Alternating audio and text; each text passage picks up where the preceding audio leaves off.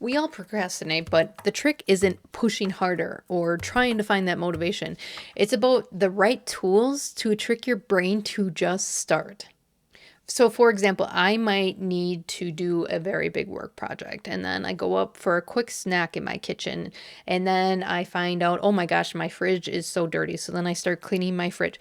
I'm avoiding the work task, right? We know that's a procrastination thing, but how do you interrupt that pattern, that procrastination pattern, break the cycle, and start the actual task that needs to be done? I'm going to go through 5 very simple techniques that will help you stop overthinking procrastination and start doing it without burning yourself out in the process. The first one is eat the frog. This was coined by Mark Twain that said, if you eat a frog in the morning, the worst part of your day is already done.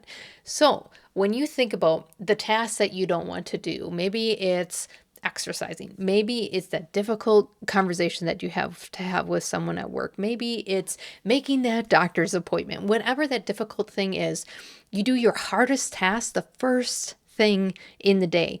And that's because you don't ruminate on it all day long, draining your energy, causing more stress. You get it done, and then you can have momentum the rest of the day. And this not only reduces that dread drain, but it helps you from avoiding other things throughout the day because it will compound as that stress escalates. So if you identify your frog in the morning, what's the thing you have to get done today, then you can make that decision, avoid the decision fatigue, and move on with the rest of your day. So what is your frog? Eat it first thing in the day. The next thing to break the pattern of procrastination is the 2-minute try it out. This means you're just going to commit to 2 minutes of action, just 2 minutes. And momentum's going to catch up naturally. Once you start something, your brain naturally begins a wave to start digging in. 2 minutes can start that wave. This not only lowers the resistance that might be going on in your procrastination pattern, but it gives you like a little micro win where you're like, I'm already started. I might as well keep going. Now, a pro tip with this 2-minute rule is grab your phone, set 2-minute timer, and when that 2-minute timer comes on, it feels like an instant win that you just removed a lot of pressure and you will continue on the task. The next procrastination technique that worked really well, especially in the manufacturing environment where some of these projects were huge and there's black holes to address all over, is just the next step only. We're not going to think about the large project and everything that needs to get done, all the different areas that need to be addressed. We're just going to focus on one task, one next step, define it and complete it. This avoids the overwhelm and it gives that sense of progress that your brain needs to maybe keep going, go to the next step. But it breaks it down into almost like miniature goals that feels that sense of reward that you completed the task. For example, say you have a big report to do, or you have to create this whole Excel sheet. Instead of create this whole Excel sheet, maybe just set up the framework. Maybe just set up the formatting. Maybe do one formula. And when you identify that one small step, what's that one small step I can take? Most likely you will take another step or you will reduce the overwhelm of the big overall project.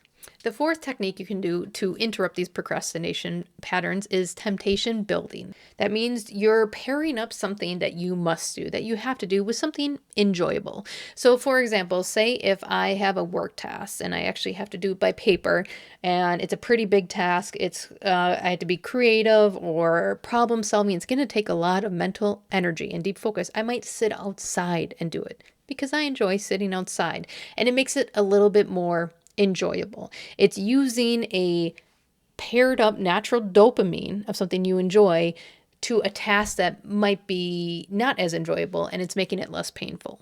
So this might be, I like to listen to a certain podcast or a story or a book, but I hate doing dishes. Maybe you do dishes while you're listening to the book on tape. Maybe you drink your favorite coffee when you're doing that very difficult task.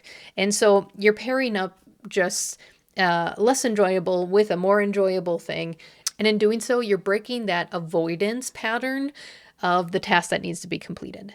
Now, the fifth one, which was always enjoyable in HR to teach other people, I love this technique. It's called the reverse deadline. So some people in your team, in your household, will wait to the very last moment to get things done. So by doing the reverse deadline, you're basically tricking your brain to start things earlier, that you actually have a shorter deadline.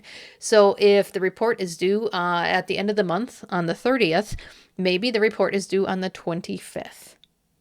And so you've just shortened the deadline, even though it's not accurate. It will trick your brain to say, we need this done by the 25th.